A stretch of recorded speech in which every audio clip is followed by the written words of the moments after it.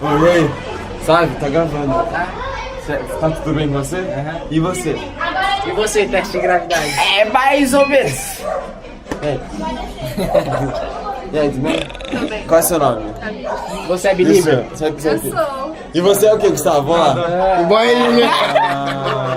As ideias dos caras já estão embaçando a minha, tá bom? Ele é swag. Ele é swag. Ele é swag. Ele é swag. Eu quero ver esse porra chegando em casa, velho. Sabe, ninguém chega em casa, eu tô bem. Mano, vai dar o seu pulo. Depois a gente Vai, boy believer. Ó, ele é boy libre. Swag. Swag. Você parece um ovo. Lollipop. Não, na moral, agora você fala. Fala uma música de Justin Bieber aí que você manja. Ele tem pai. Olha o Giovanni aqui, ó.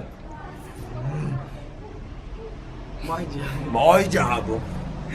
Talvez Não. você tá igualzinho. Você tá igualzinho, ó. Você gosta de dar o cu, velho? Se eu gosto da cu? É. Não. O que você acha disso? Você gosta de cu? É sério?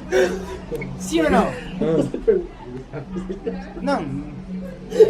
Cu. Ô, Gustavo, você dá o cu? Você gosta de cu? Aí, ó. Não é sério, você gosta de cu? Não, só um pouquinho, babaca gravando. Assim, Não, sem gravar. Não, Você você gosta de cu, sim ou não? Morre, diabo. Você gosta de cu? Eu tô te perguntando também, normal. Sim ou não? Você gosta de cu? E aí, gordão? Gosto. Manda um salve pra nação aí dos rolês. Giovanni, você gosta de cu?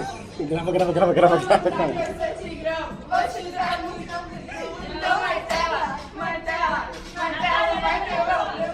Está bom, mas não tá. Se vocês disseram que eu estava na pior? Vocês estavam que eu estava na pior?